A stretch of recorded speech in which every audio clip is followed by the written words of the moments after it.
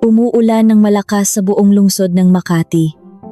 Ang mga patak ng ulan ay parang mabibigat na bato na bumabagsak sa malaking salamin ng aming unit na nasa ika-30 palapag.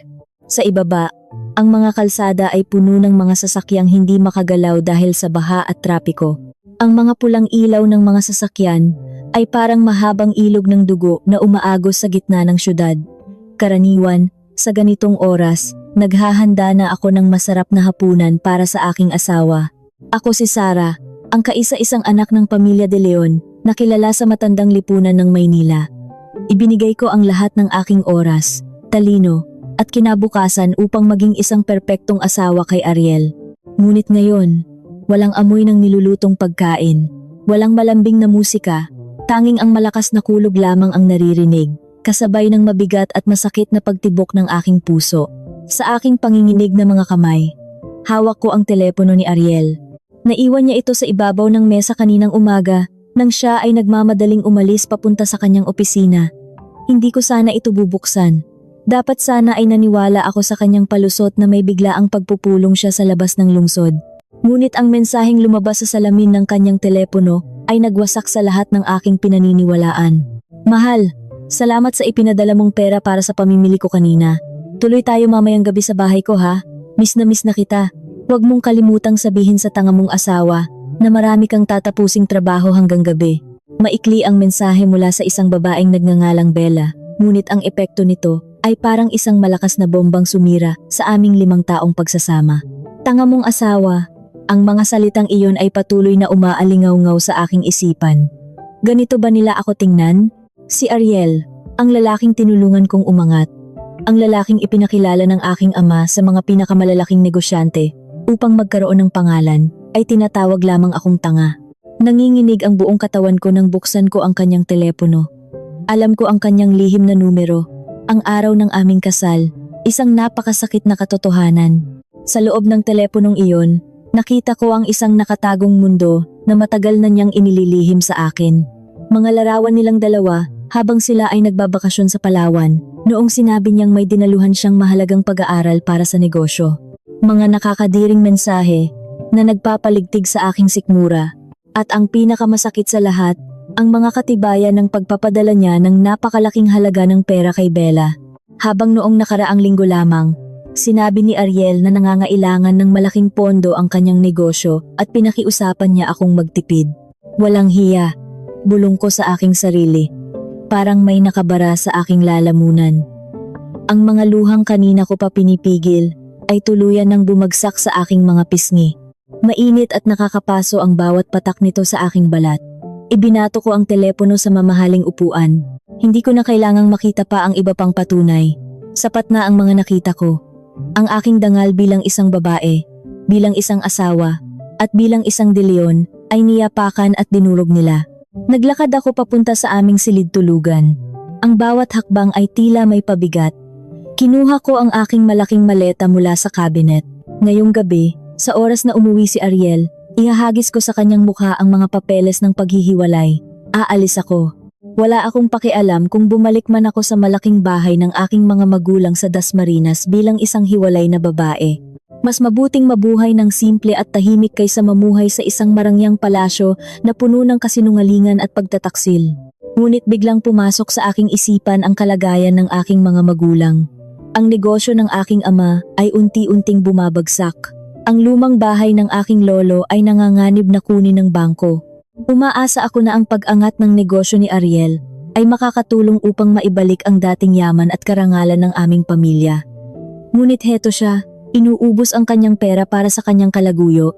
Ang malakas na tunog ng kampanilya sa aming pinto ang pumutol sa aking malalim na pag-iisip. Nabigla ako. Umuwi ba ng maaga si Ariel dahil napansin niyang naiwan niya ang kanyang telepono? Agad na nag-init ang aking dugo. Mas mabuti. Mas maaga siyang umuwi. Mas maaga ko siyang mapapalaya sa buhay ko. Mabilis at mabigat ang aking mga hakbang papunta sa pinto. Hindi ko na pinunasan ng mga luha sa aking mukha. Gusto kong makita niya kung paano niya ako winasak. Gusto kong makita niya ang galit ko. Padabog kong binuksan ang pinto. Ang kapal ng mukha mong umuwi pa. Hindi ko natapos ang aking sasabihin.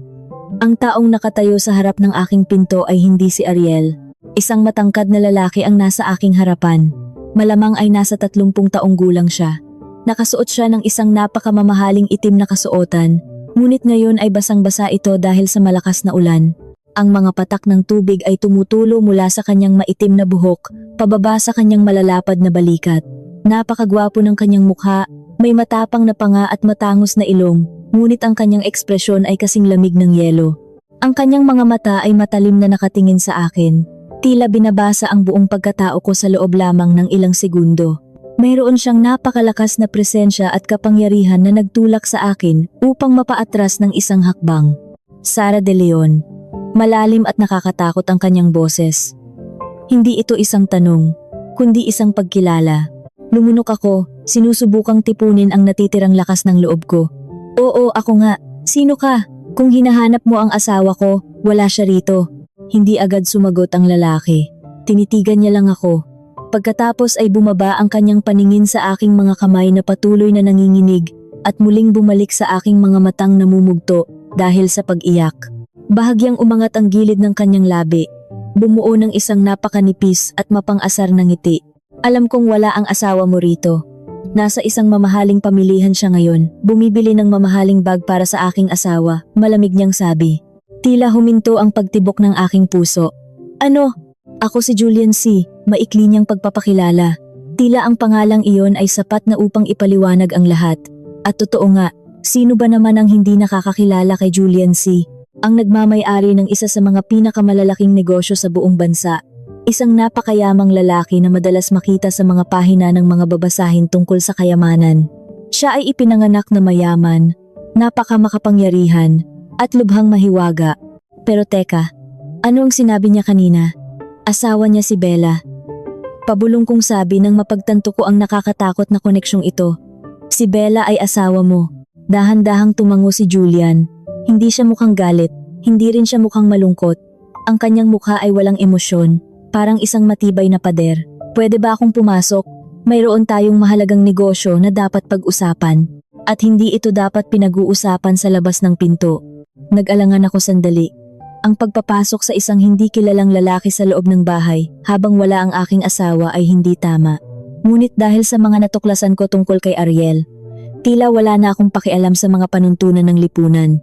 Bukod pa rito, ang lalaking ito ay isang biktima rin na katulad ko. Tuloy ka, sabi ko at binuksan nang mas malaki ang pinto. Pumasok si Julian. Naamo ko ang kanyang pabango nang dumaan siya sa aking tabi. Pinaghalong amoy ng ulan, mamahaling tabako, at matapang na pabangong panlalaki. Hindi siya nagpakita ng anumang pagkamangha sa aming bahay, na para sa akin ay sapat na ang karangyaan. Para sa isang katulad ni Julian C., ang lugar na ito marahil ay parang isang maliit na bodega lamang. Tumayo siya sa gitna ng sala at tumanggi nang alukin ko siyang umupo. Tiningnan niya ang buong paligid, pagkatapos ay huminto ang kanyang paningin sa telepono ni Ariel na naiwan sa upuan. Alam mo na ang lahat, sabi niya, nang hindi tumitingin sa akin.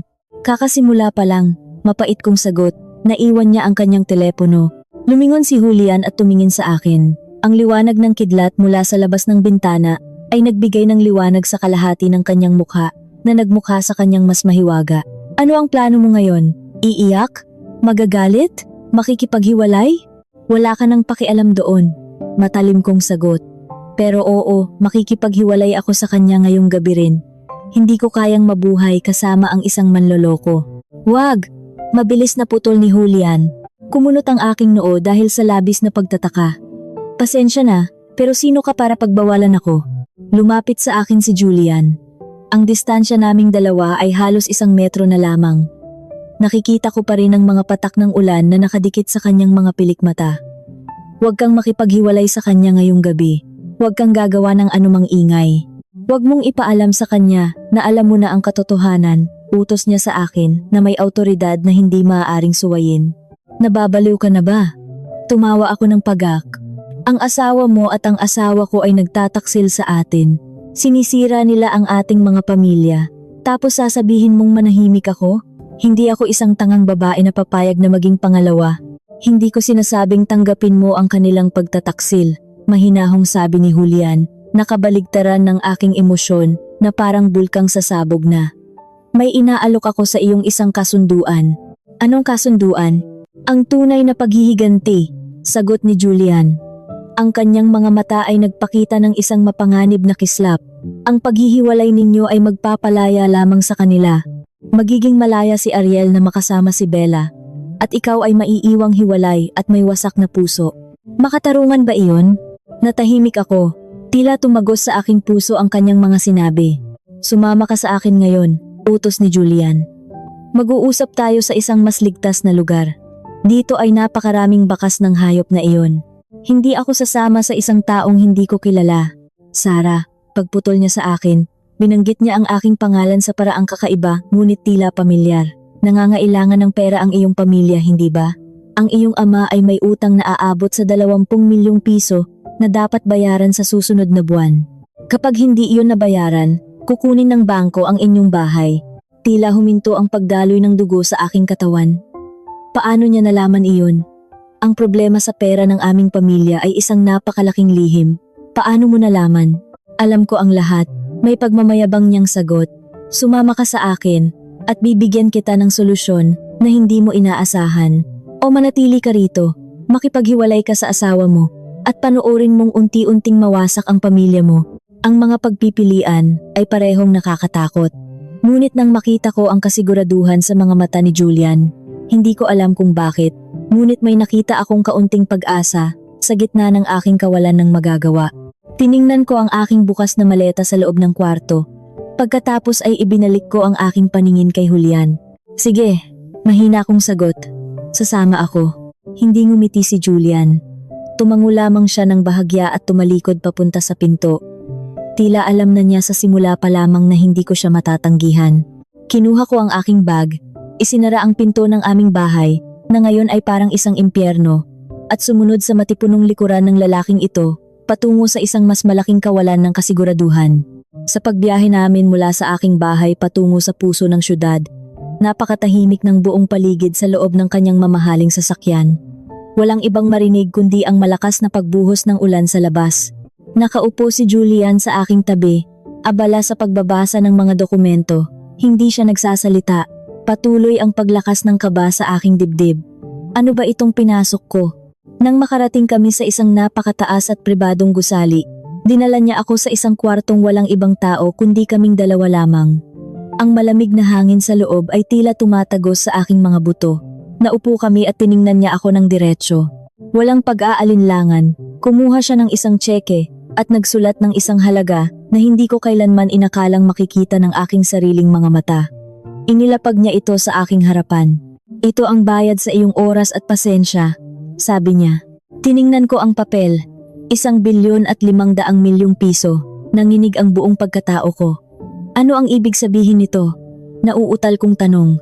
Bigyan mo ako ng 3 buwan, sagot ni Julian na may malamig na tinig. 3 buwan na hindi ka makikipaghiwalay. 3 buwan na magpapanggap kang isang bulag at tangang asawa habang palihim kong kinukuha ang lahat ng yaman ng iyong asawa.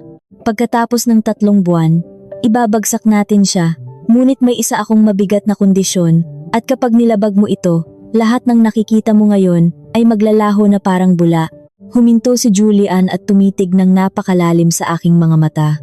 Ano kaya ang hinihinging kapalit ng bilyonaryong ito na maaaring mas mapanganib pa kaysa sa pagtataksil ng sarili kong asawa? Tinitigan ko si Julian. Ang kanyang mga mata ay kasing talim ng patalim, naghihintay ng aking isasagot. Ang lamig ng pampalamig ng hangin sa loob ng malawak at madilim na silid na iyon ay waring tumatagos hanggang sa aking mga buto. Ngunit mas malamig ang pakiramdam na hatid ng mga salitang lumabas sa kanyang bibig. Hiningi niya ang aking kaluluwa at ang aking pagkatao sa loob ng 90 araw.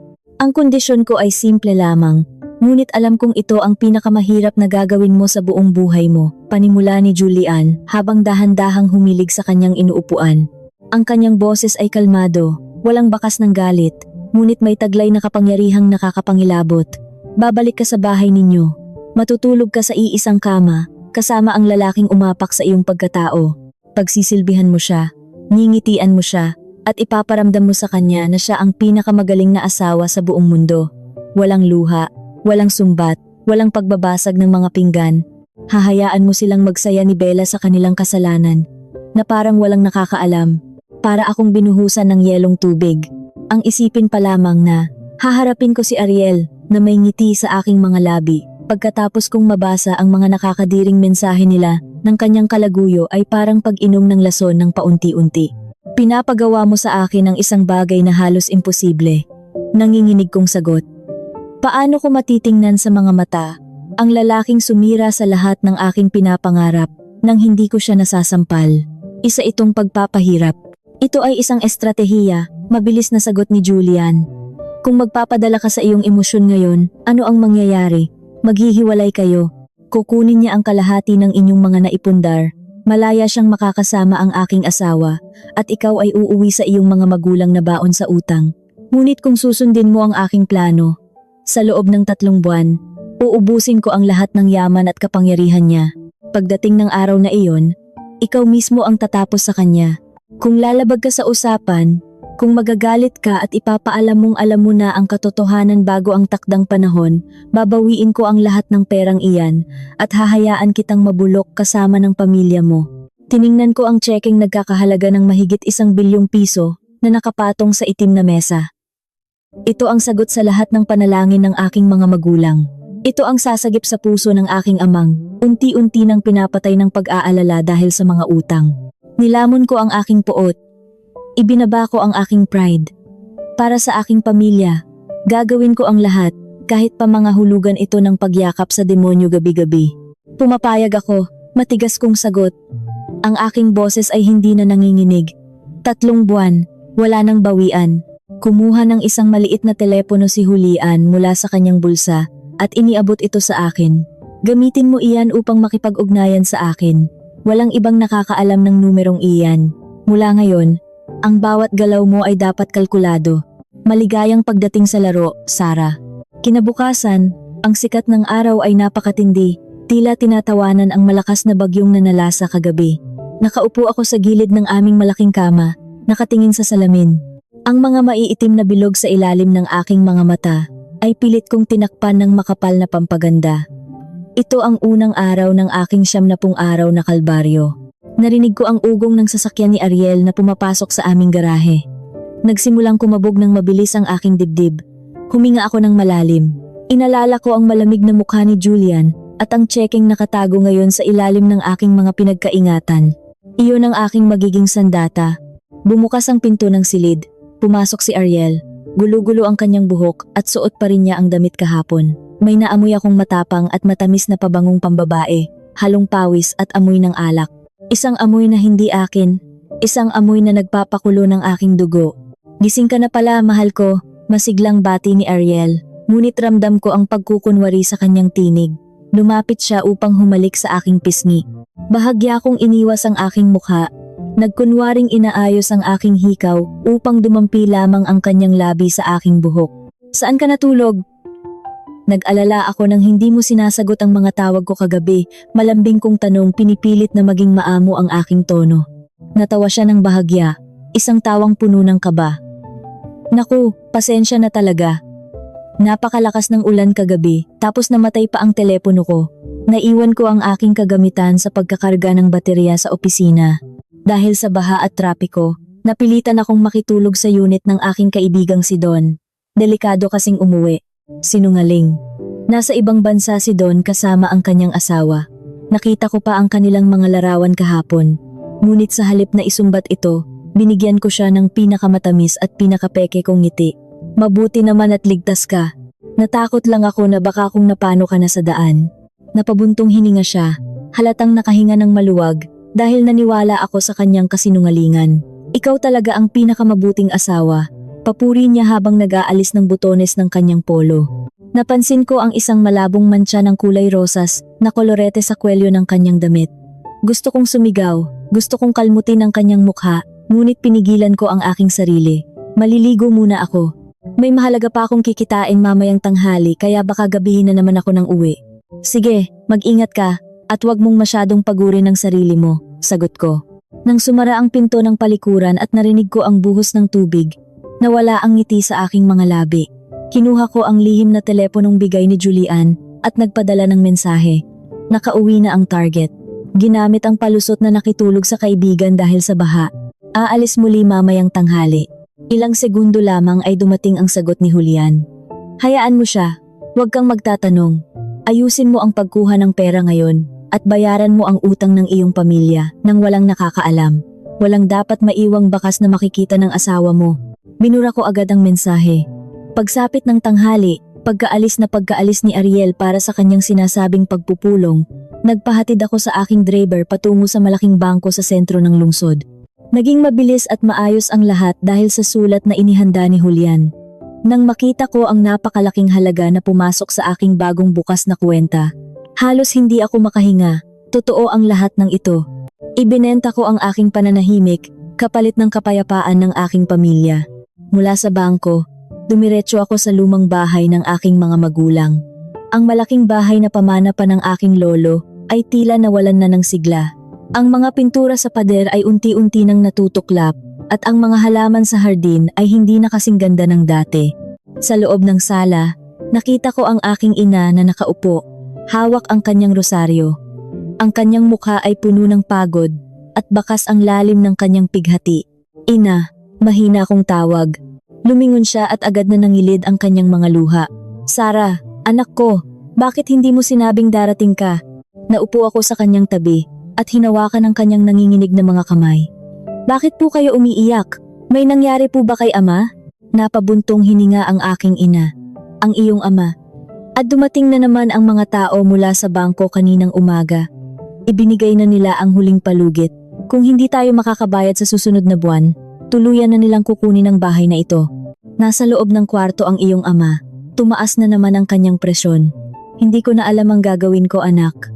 Ayaw kong humingi ng tulong kay Ariel dahil alam kong nahihirapan din siya sa kanyang negosyo ngayon. Hanggang sa mga oras na ito, ang tingin ng aking mga magulang kay Ariel ay isang mabuting manugang na nagsisikap para sa aming kinabukasan. Hindi nila alam na ang perang dapat sana ay maitutulong niya ay inuubos niya sa ibang babae. Huwag na po kayong mag-alala, ina. Panatag kong sagot habang inilalabas ang isang makapal na sobre mula sa aking bag. Hindi ito naglalaman ng pera, kundi ang mga katibayan mula sa bangko na bayad na ang lahat ng kanilang pagkakautang.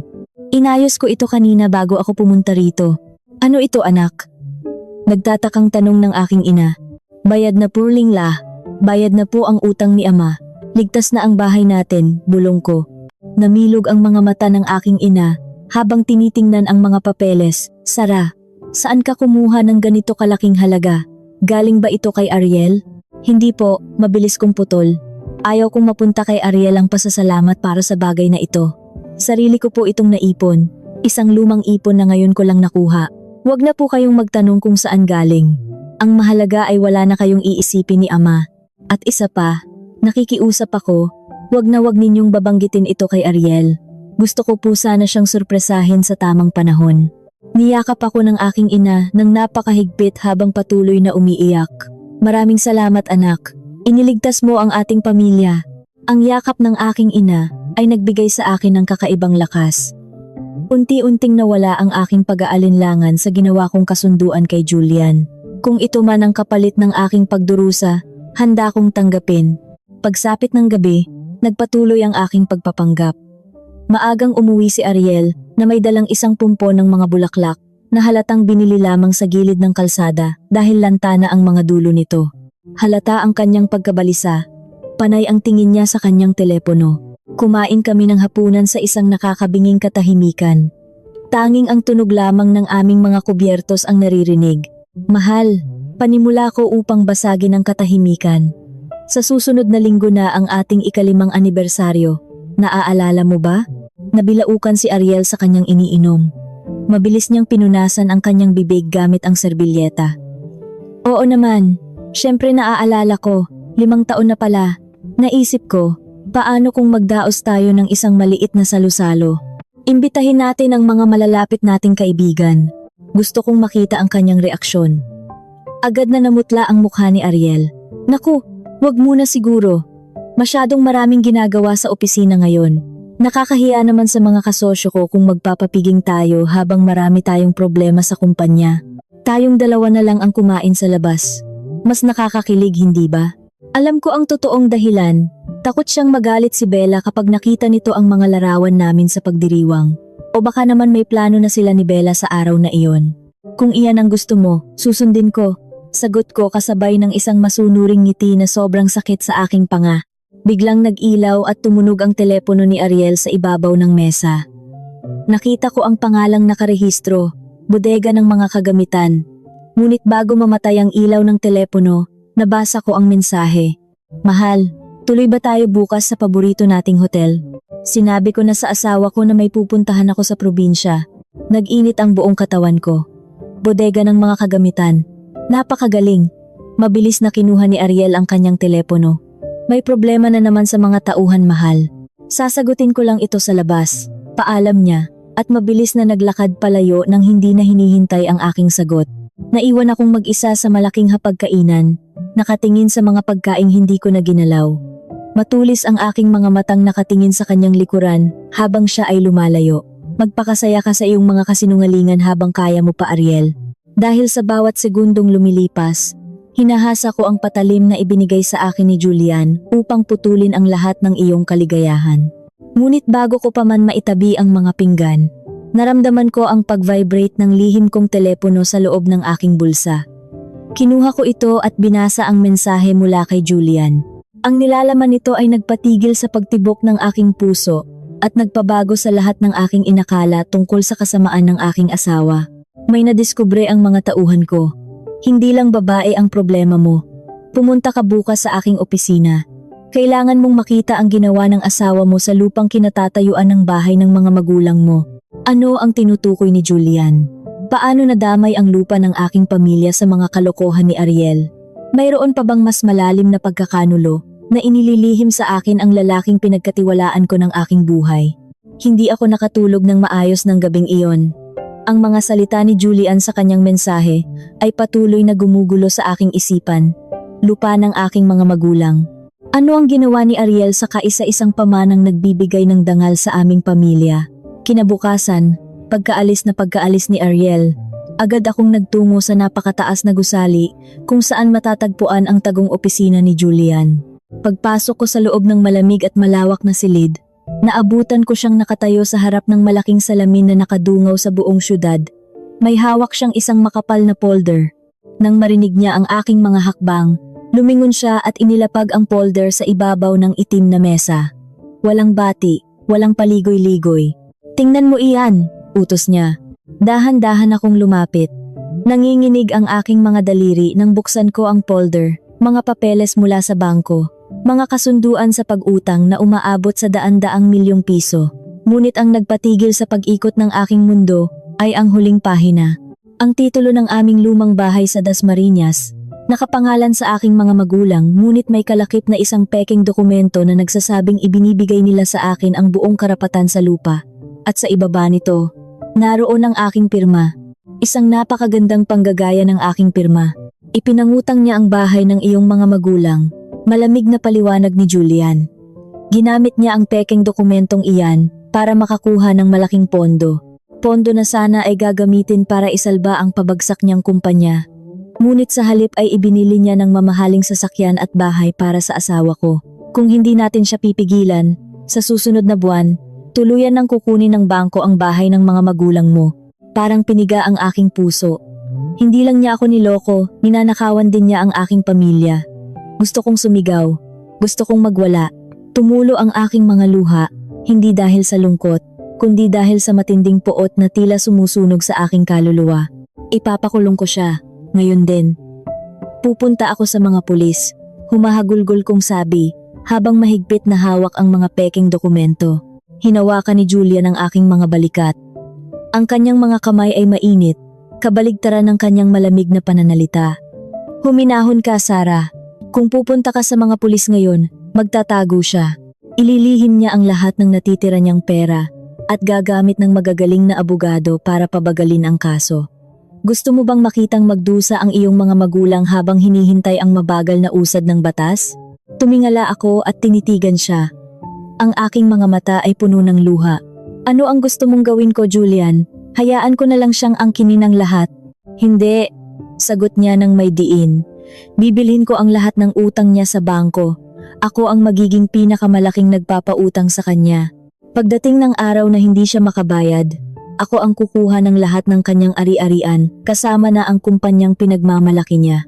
At ang lupang ninakaw niya sa pamilya mo, ibabalik ko sa iyo ng walang labis at walang kulang. Ngunit kailangan ko ng 2 linggo para ayusin ang lahat ng lihim na papeles. Bumitiw siya sa aking mga balikat at naglakad pabalik sa kanyang upuan. Sa susunod na linggo, kailangan nating umalis. Pupunta tayo sa isang pribadong isla sa Palawan. May bibilhin akong malaking lupain doon at kailangan ko ng pananaw ng isang babae para sa disenyo ng mga ipapatayong bahay bakasyunan. Bukod pa roon, kailangan nating lumayo upang hindi ka makagawa ng anumang hakbang na magpapaalam kay Ariel na alam mo na ang lahat. Hindi ako pwedeng umalis ng ganoon katagal. Maghihinala si Ariel, pagtutol ko habang pinupunasan ang aking mga luha. Wala siyang pakialam sa iyo, diretsong sagot ni Julian, na tila isang patalim na bumaon sa aking dibdib. Magpapanggap siyang may mahalagang pagpupulong sa Cebu sa buong linggong iyon, ngunit ang totoo ay pupunta sila ni Bella sa Singapore para mamili.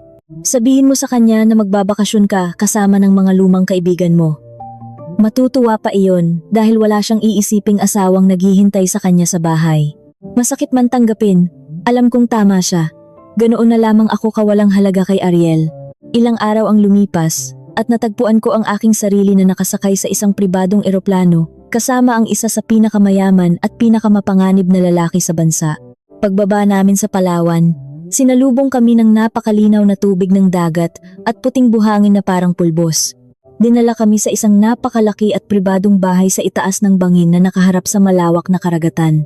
Sa loob ng ilang araw na pananatili namin doon, nakita ko ang ibang aspeto ng pagkatao ni Julian. Tinuruan niya akong magbasa ng mga komplikadong papeles sa negosyo. Ipinakita niya sa akin kung paano makipag-usap at makipagkasundo sa mga arkitekto at mga inhinyero. Naging mahigpit siyang guro, minsan ay nakakatakot kapag nagkakamali ako, ngunit hindi niya kailanman pinaramdam na ako ay mangmang.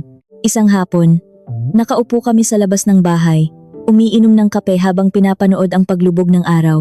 Ang langit ay nagkulay kahel at lila, isang napakagandang tanawin na nagbigay ng pansamantalang kapayapaan sa aking magulong isipan. Mabilis kang matuto, basag ni Julian sa katahimikan. Napangiti ako ng mapait. Nakatapos ako ng pag-aaral sa pangangasiwa ng negosyo na may mataas na karangalan. Ngunit sa nakalipas na 5 taon, ginamit ko lamang ang aking isip sa pagpaplano ng mga lulutuin at pag-aayos ng bahay para kay Ariel. Sayang, pabulong niyang sagot habang nakatingin sa malayo. Isang malaking pagkakamali ang ibuhos ang ganyang katalinuhan para sa isang lalaking hindi marunong kumilala ng tunay na diamante. Ang mga salitang iyon ay nagdulot ng kakaibang kaba sa aking dibdib. Sa unang pagkakataon, naramdaman kong may nakakita sa aking tunay na halaga, hindi bilang isang asawang tagasunod, kundi bilang isang babaeng may sariling kakayahan at pag-iisip. Biglang may isang tauhan na naglalakad palapit sa amin, dala ang isang pinggan ng mga sariwang prutas. Ngunit hindi niya napansin ang nakaangat na bahagi ng sahig. Nadapa siya, at ang hawak niyang pinggan at patalim ay tumalsik papunta sa direksyon ko. Bago pa man ako makasigaw, isang mabilis na anino ang humarang sa akin. Hinigit ako ni Julian ng buong lakas at niyakap upang protektahan ako mula sa mga nagliliparang bubog at matalim na bagay. Pareho kaming napabagsak sa malambot na silyang aking inuupuan. Ang kanyang malapad na dibdib ay nakadiin sa akin, at ang kanyang mga braso ay mahigpit na nakapulupot sa aking katawan. Amoy na amoy ko ang kanyang pamilyar na pabango. Naramdaman ko ang mabilis at malakas na pagtibok ng kanyang puso. Saglit na huminto ang pag-ikot ng mundo. Nang magkatinginan kami, napakalapit ng aming mga mukha. Nakita ko ang matinding pag-aalala sa kanyang madilim na mga mata. Isang emosyong hindi ko inakalang makikita ko sa isang katulad niya. Ayos ka lang ba? Malalim at nanginginig niyang tanong. Doon ko napagtanto ang isang napakapanganib na katotohanan. Ang pagtataksil ni Ariel ay sumira sa aking puso, ngunit ang lalaking ito ay unti-unting pumapasok sa mga siwang ng aking wasak na pagkatao ng walang paalam. At ang mas nakakatakot, hindi ko siya pinipigilan. Bago pa ako makasagot, biglang tumunog ng napakalakas ang aking pang-araw-araw na telepono na nakapatong sa mesa. Ang teleponong ginagamit ko para kay Ariel. Pareho kaming natigilan ni Julian. Bumangon siya at inabot ang telepono sa akin. Sa ibabaw ng kumikinang na salamin nito, nakita ko ang pangalan ng aking asawa, isang tawag na may kasamang video. Kung sasagutin ko ito, makikita niya ang paligid. Makikita niyang wala ako sa lugar na sinabi kong pupuntahan ko. Ngunit kung hindi ko sasagutin, lalo siyang maghihinala. Ano ang gagawin ko? Ang malakas na pagtunog ng aking telepono ay tila isang nakakabinging kampana na nagbabadya ng panganib. Ang pangalan ni Ariel na lumabas sa salamin ng telepono ay parang isang lason na unti-unting gumagapang sa aking mga ugat, isang tawag na makikita ang aming mga mukha. Kung sasagutin ko ito rito sa labas ng bahay bakasyunan, makikita niya ang malawak na dagat, ang mga puno ng niyog, at ang mamahaling disenyo ng lugar na ito na malayong malayo sa sinabi kong pupuntahan namin ng aking mga kaibigan sa Tagaytay. Nagsimulang manginig ang aking mga kamay. Tumingin ako kay Julian, ang aking mga mata ay puno ng takot at paghingi ng tulong. Wala siyang sinayang na oras. Hinawakan niya ang aking pulso, hindi nang mahigpit upang saktan ako, kundi nang may sapat na diin upang ibalik ang aking ulirat. Hinila niya ako papasok sa loob ng bahay. Dinala niya ako sa isang sulok ng silid, kung saan ang pader ay puting-puti at walang anumang palamuti o bintana na makikita. Mukha itong isang pangkaraniwang kwarto sa isang murang tuluyan. Sagutin mo, bulong ni Julian. Ang kanyang boses ay kalmado ngunit may pahiwatig ng matinding pag-uutos. Huwag mong ipapahalata ang iyong kaba. Isipin mo na ikaw ang may hawak ng kanyang leeg. Huminga ako ng napakalalim. Inayos ko ang aking buhok at pinilit na maghulma ng isang matamis at inosenteng ngiti sa aking mga labi. Pinindot ko ang pindutan upang sagutin ang tawag. Bumulaga sa akin ang mukha ni Ariel. Ang kanyang buhok ay maayos na maayos at ang kanyang mukha ay namumula, tila ba nakainom ng kaunting alak. Sa likuran niya ay isang mamahaling kwarto na may malaking kama at makapal na kurtina. Mahal ko, bati niya na may kasamang malaking ngiti. Kamusta ang bakasyon ninyo ng mga kaibigan mo? Bakit parang nasa loob ka lang ng kwarto? Naramdaman ko ang pag-ikot ng aking sikmura sa narinig kong paglalambing sa kanyang boses. Nakakapandiri, nakakasuka, ngunit pinanatili ko ang aking pekeng ngiti. Oo mahal, nandito lang ako sa kwarto namin sa Tagaytay. Naparami kasi ang inom namin ng alak kagabi kaya sumakit ang ulo ko. Nagpapahinga lamang ako ngayon habang sila ay nasa labas at namimili, malambing kong sagot. Ang bawat salitang lumalabas sa aking bibig ay parang mga bubog na nginunguya ko. Ikaw naman kasi. Huwag mong masyadong pagurin ang sarili mo, sagot niya na tila nag-aalala. Habang nagsasalita siya, may napansin ang aking mga mata. Sa gilid ng salamin, sa bahaging hindi niya masyadong napapansin, nakita ko ang anino ng isang babaeng dumaan. At sa ibabaw ng maliit na mesa sa kanyang likuran, may 2 baso ng mamahaling alak na may bakas ng pulang kolorete sa isang baso. Tumigil ang aking paghinga. Kahit alam ko na ang katotohanan, ang makita itong mismong nangyayari sa aking harapan ay parang panibagong saksak sa aking puso. Ikaw, mahal? Kamusta ang pagpupulong mo sa Cebu? Tanong ko, pilit na pinapatatag ang aking boses upang hindi mabasag. Nako, napakaraming trabaho, nakakapagod. Buong maghapon kaming nag-uusap ng mga namumuhunan. Gusto ko nang umuwi at mayakap ka. Pagsisinungaling niya ng walang kakapas-kapas na pag-aalinlangan sa mukha. Kung ganoon ay magpahinga ka na rin. Ayaw kong magkasakit ka, sagot ko. Sige, mahal, ibababa ko na ito at may babasahin pa akong mga papeles. Mahal na mahal kita, huling sabi niya, bago tuluyang nawala ang kanyang mukha sa aking telepono. Nang mamatay ang ilaw ng telepono, tuluyan nang nanghina ang aking mga tuhod. Napaupo ako sa malamig na sahig. Ang lahat ng lakas na inipon ko upang magpanggap ay biglang naglaho. Niyakap ko ang aking mga tuhod at doon ko ibinuhos ang tahimik na pag-iyak. Umiyak ako hindi dahil mahal ko pa siya, kundi dahil sa labis na galit sa aking sarili kung bakit ako naging bulag sa napakahabang panahon. Naramdaman ko ang paglubog ng sahig sa aking tabi. Naupo si Julian at tahimik na nag-abot ng isang malinis na panyo. Hindi niya ako inalo ng mga matatamis na salita. Hindi niya sinabing magiging maayos din ang lahat. Ganyan ang itsura ng isang taong walang kaluluwa, Sarah. Malamig niyang sabi habang nakatingin sa puting pader. Handa siyang patayin ang iyong pagkatao upang mabuhay ang kanyang kasinungalingan. Kaya huwag kang makonsensya sa mga mangyayari sa kanya. Gamitin mo ang galit na iyan. Ipunin mo. Dahil pagdating ng araw ng pagtutuos, iyan ang magiging lakas mo. Kinuha ko ang panyo at pinunasan ang aking mga luha. Tama siya. Wala na akong puwang para sa awa. 2 linggo pa ang lumipas at natapos na ang aming pananatili sa Palawan. Bumalik ako sa Maynila bilang isang bagong tao. Wala na ang Sara na laging nag-aalala kung anong ulam ang ihahain. Wala na ang Sara na umiiyak kapag hindi umuuwi ang kanyang asawa. Ang bumalik sa malaking bahay na iyon ay isang babaeng may pusong kasing tigas ng bato, nakatago sa likod ng isang perpektong maskara. Ang huling buwan ng aming 70 araw na kasunduan ay pumasok na. Nagsimula nang maramdaman ni Ariel ang unti-unting pagguho ng kanyang mundo. Ang mga pamamaraan ni Julian ay tahimik ngunit nakamamatay. Sunod-sunod na umurong ang mga malalaking namumuhunan sa kumpanya ni Ariel. Ang mga pautang niya sa bangko ay sabay-sabay na naningil. Madalas nang umuwing lasing at nagwawala si Ariel. Sinisigawan niya ang mga kasambahay at nagbabasag ng mga gamit. Ngunit ako, nanatili akong tahimik. Tinimplahan ko siya ng kape, inasikaso ang kanyang mga damit, at nakinig sa kanyang mga pagrereklamo na tila isang masunuring anghel. Ang aking katahimikan ay lalong nagpapabaliw sa kanya. Isang gabi, pinilit niya akong sumama sa isang malaking salusalo ng mga kilalang negosyante sa isang napakarangyang bulwagan sa Makati. Umaasa siya na makakahanap siya ng bagong mamumuhunan upang isalba ang kanyang nalulunod na negosyo. Nakasuot ako ng isang mahabang itim na kasuotan na nagpapalabas ng aking porma, may pinong mga alahas na kumikinang sa ilalim ng malalaking ilaw na kristal. Nakakapit ako sa braso ni Ariel habang naglalakad kami sa gitna ng mga taong nagtatawanan at nag-iinuman. Ang paligid ay amoy mamahaling pabango at usok ng tabako. Pinilit ni Ariel na ngumiti sa bawat taong nakakasalubong namin, ngunit nakikita ko ang labis na pagpapawis ng kanyang noo at ang panginginig ng kanyang mga kamay. Amoy na amoy ko ang kanyang takot.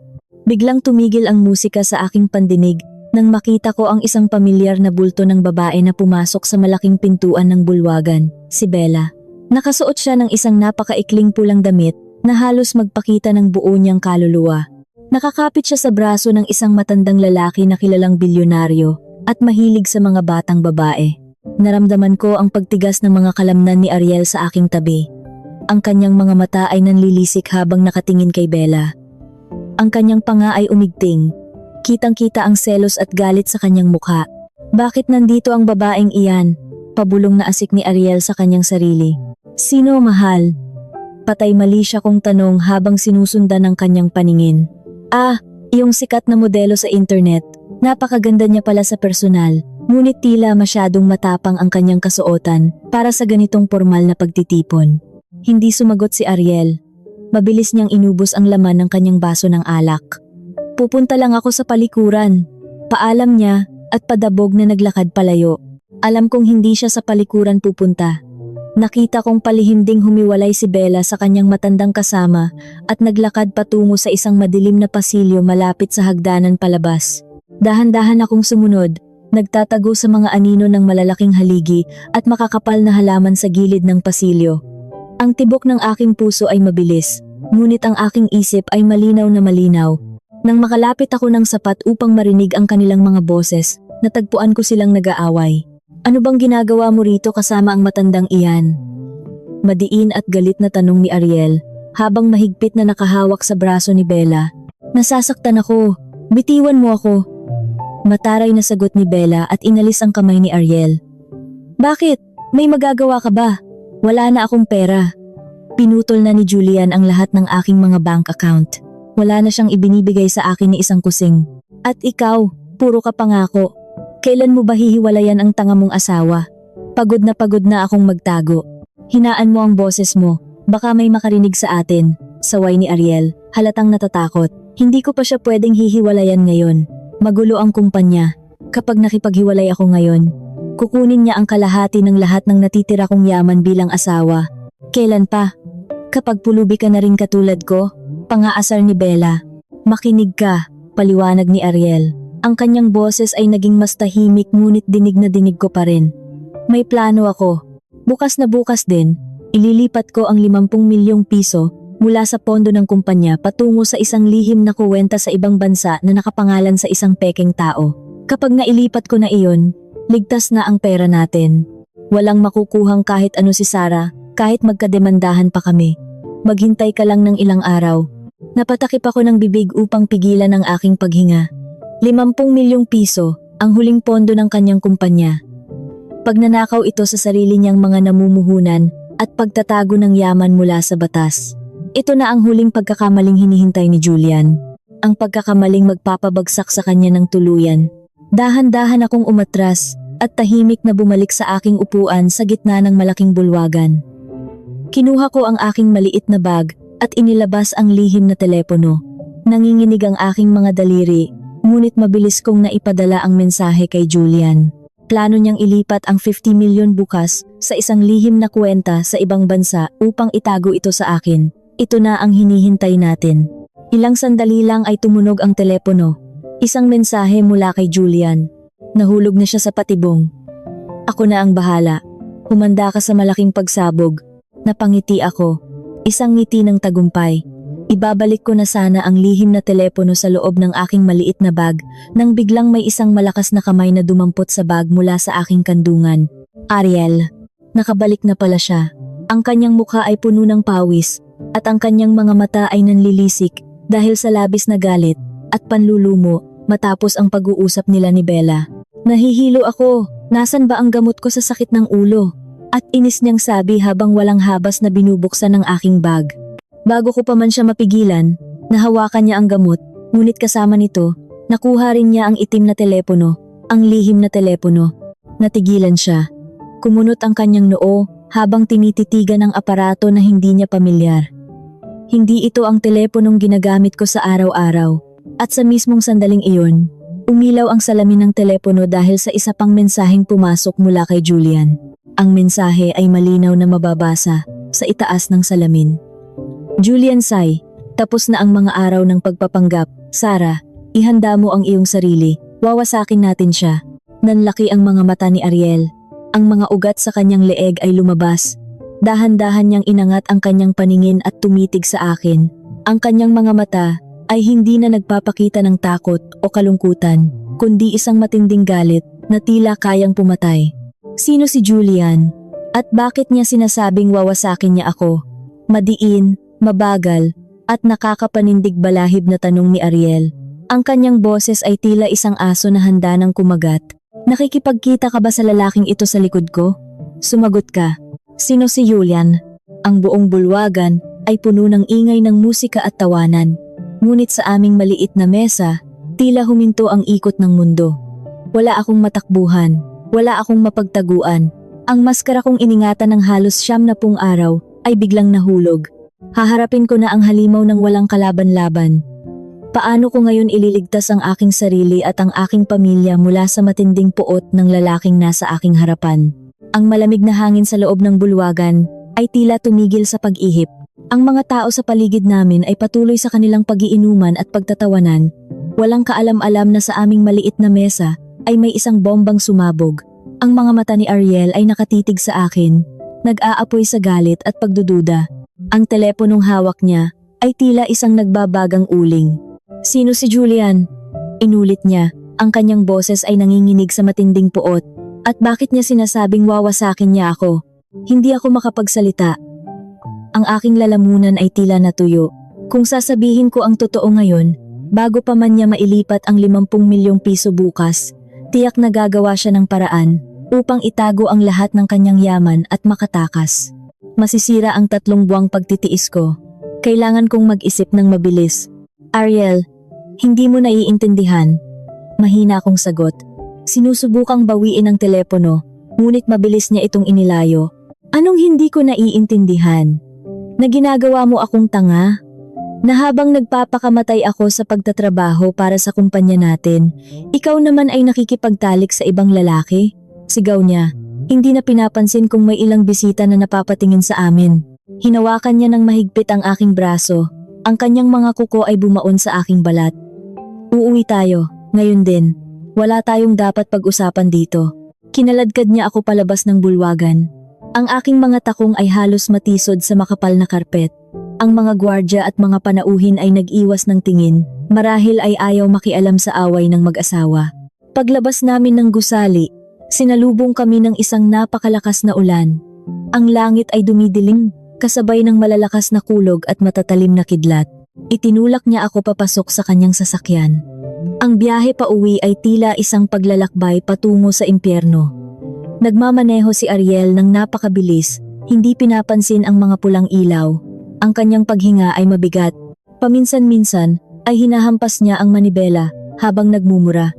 Niyakap ko ang aking sarili, nananalangin na sana ay hindi kami maaksidente at sana ay may makaisip ng paraan si Julian para iligtas ako sa gulo na ito.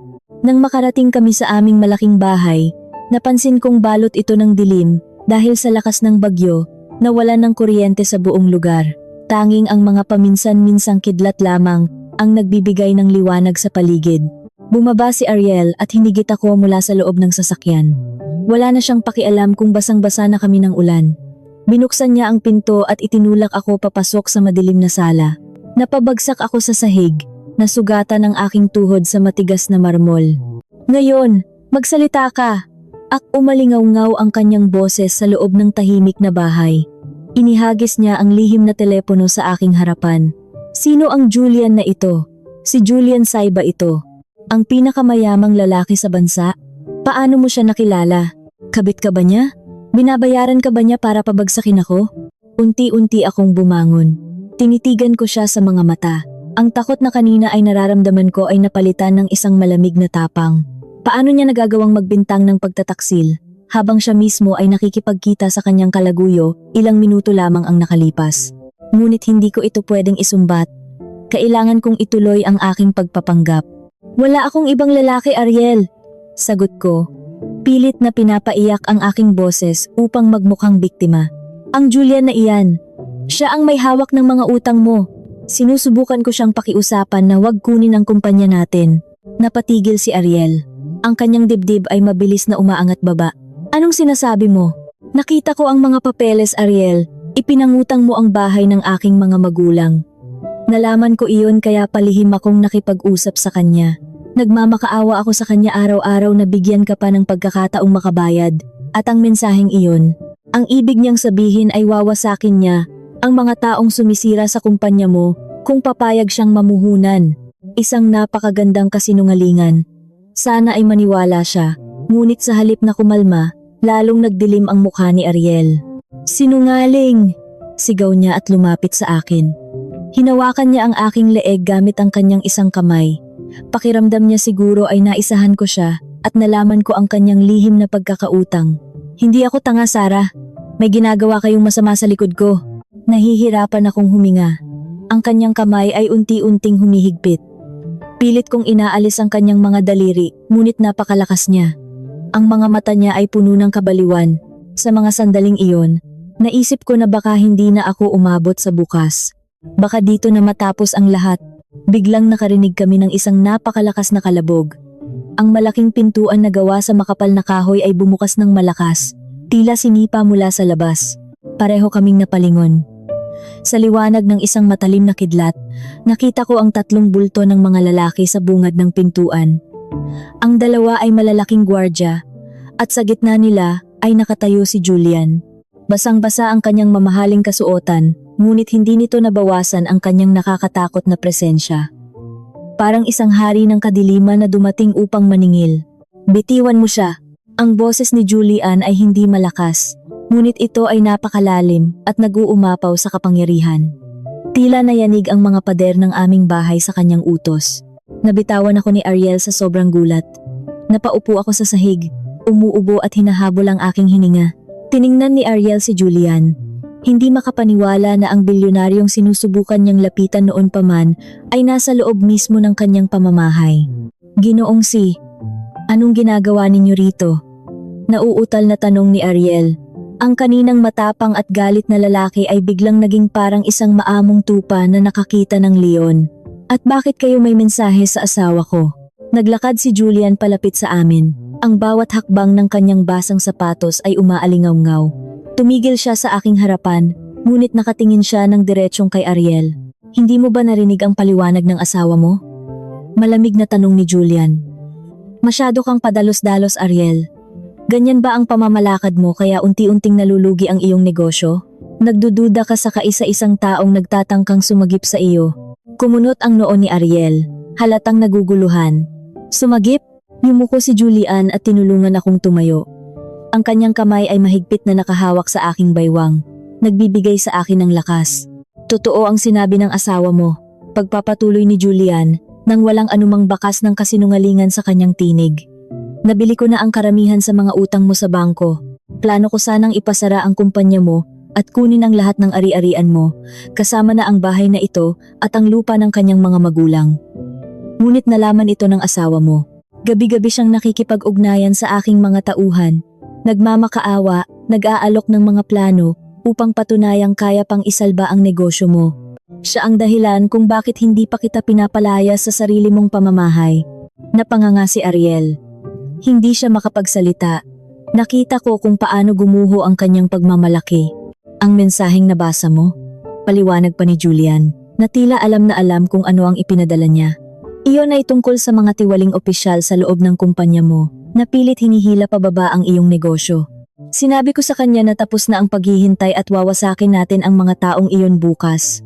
Ngunit mukhang hindi mo kailangan ng tulong ko. Mas gusto mong saktan ang asawa mo kaysa ayusin ang problema mo. Tila binuhusan ng malamig na tubig si Ariel. Ang kanyang mga balikat ay bumagsak. Ang kanyang mga mata ay napuno ng kahihiyan at pagsisisi. Tiningnan niya ako, pagkatapos ay tumingin kay Julian. Ginoong si, hindi ko po alam. Patawarin ninyo ako. Masyado lang akong maraming iniisip. Akala ko pinagtataksilan niya ako. Pagmamakaawa ni Ariel, halos lumuhod sa harapan ni Julian. Tinitigan lamang siya ni Julian nang may pandidiri. Hindi sa akin ka dapat humingi ng tawad. Lumingon si Ariel sa akin. Ang kanyang mukha ay maamo. Ang kanyang mga mata ay nagmamakaawa. Mahal, patawarin mo ako. Nabulag ako ng pagdududa. Hindi ko naisip na ginagawa mo pala ang lahat ng ito para sa atin. Patawarin mo ako, Sarah. Tiningnan ko siya. At sa unang pagkakataon ay naramdaman ko ang tunay na kapangyarihan. Wala na ang Sarah na palaging umiiyak. Nagpakawala ako ng ilang patak ng luha. Isang perpektong pag-arte para sa huling tagpo. Masyado mong sinaktan ang puso ko, Ariel. Kahit kailan hindi kita pinagtaksilan, mahina at malungkot kong sabi. Huminga ng malalim si Julian. Tila nawawalan na ng pasensya sa kaduwagan ni Ariel. Bibigyan kita ng isang huling pagkakataon, Ariel. Bukas ng umaga, gaganapin ang malaking pagpupulong ng mga namumuhunan sa kumpanya mo. Dalhin mo ang lahat ng papeles. Ako mismo ang pupunta roon upang pumirma sa kasunduan na sasagip sa kumpanya mo. Huwag mong sayangin ang paghihirap ng asawa mo. Kung hindi, asahan mong mawawala sa iyo ang lahat. Pagkatapos bitawan ang mga salitang iyon, tumalikod si Julian at lumabas ng bahay, kasunod ang kanyang mga gwardya. Nawala sila sa gitna ng madilim at malakas na ulan. Iniiwan kaming dalawa sa loob ng tahimik na bulwagan. Agad na lumuhod si Ariel sa aking harapan.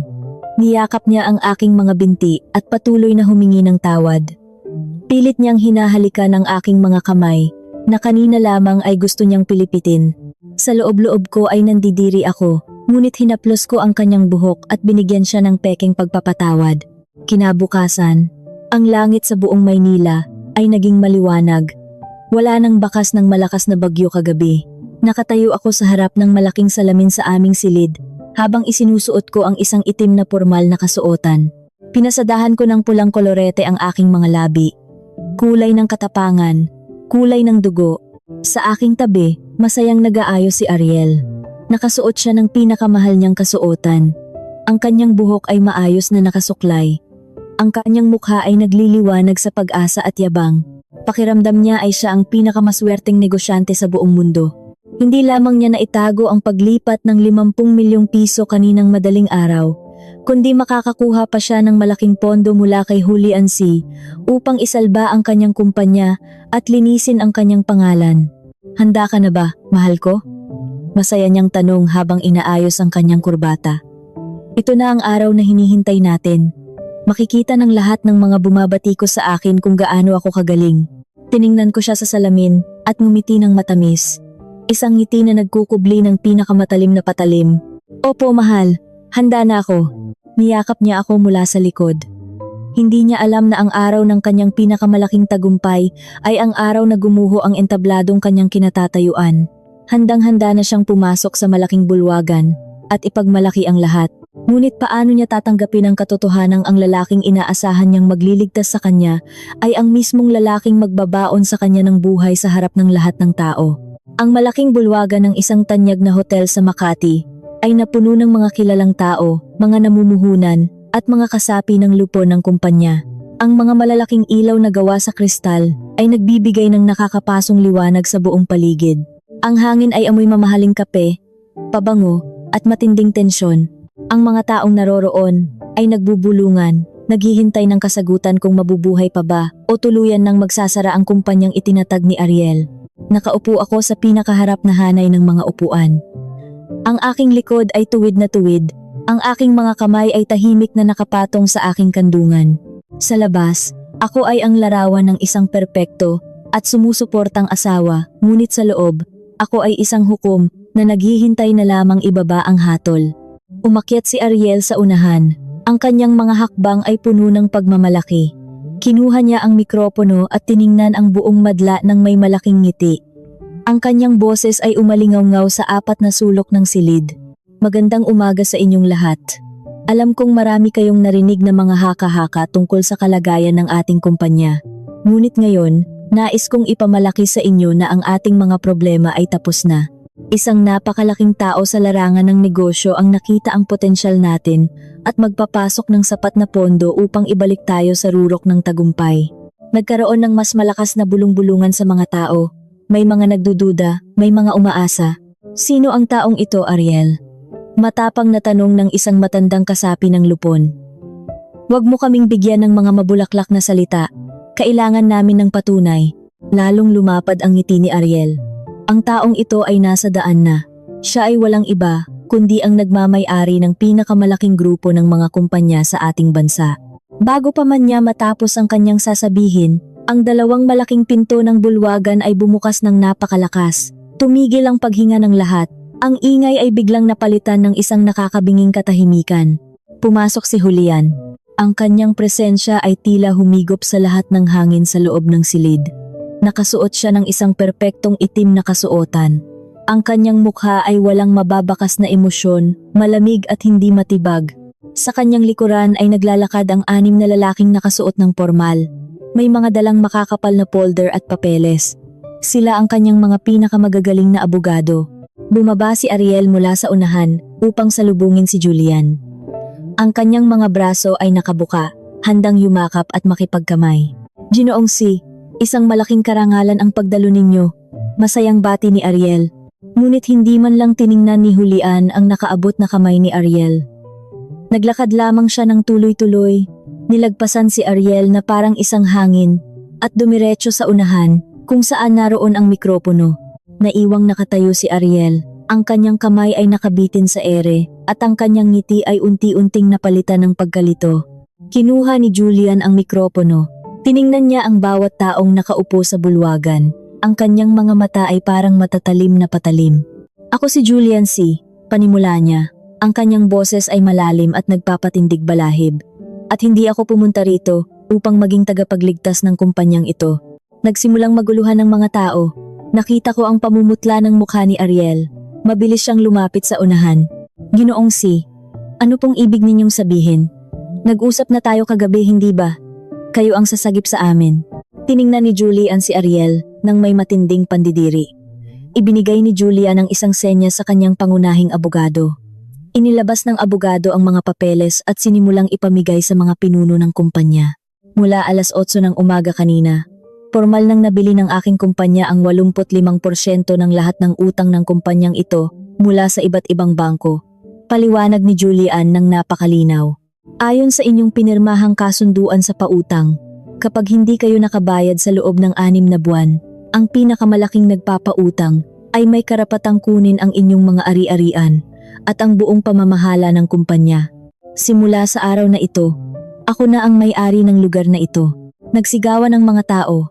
Ang ilan ay tumayo sa gulat. Si Ariel ay parang binuhusan ng kumukulong tubig.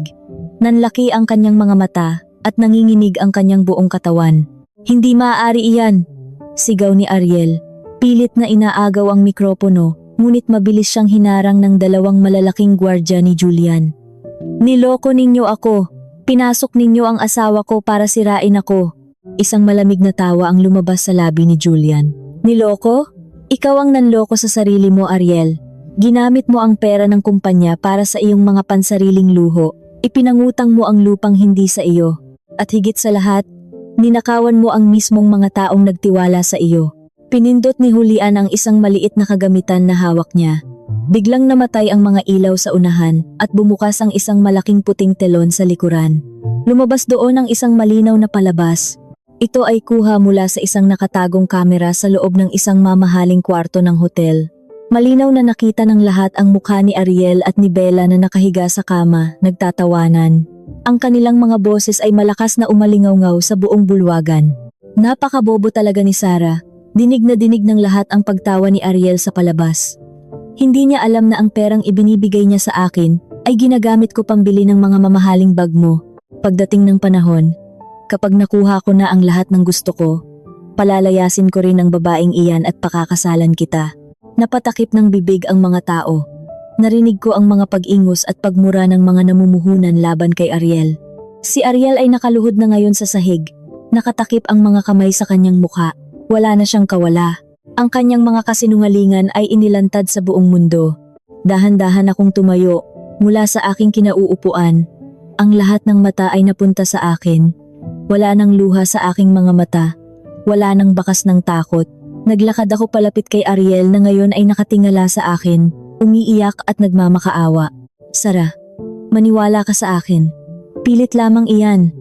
Peke ang palabas na iyan. Pagmamakaawa niya habang sinusubukang hawakan ang aking damit. Umatras ako upang hindi niya ako madikitan. Tiningnan ko siya mula ulo hanggang paa. Binuksan ko ang aking itim na bag at inilabas ang isang makapal na kayumangging sobre.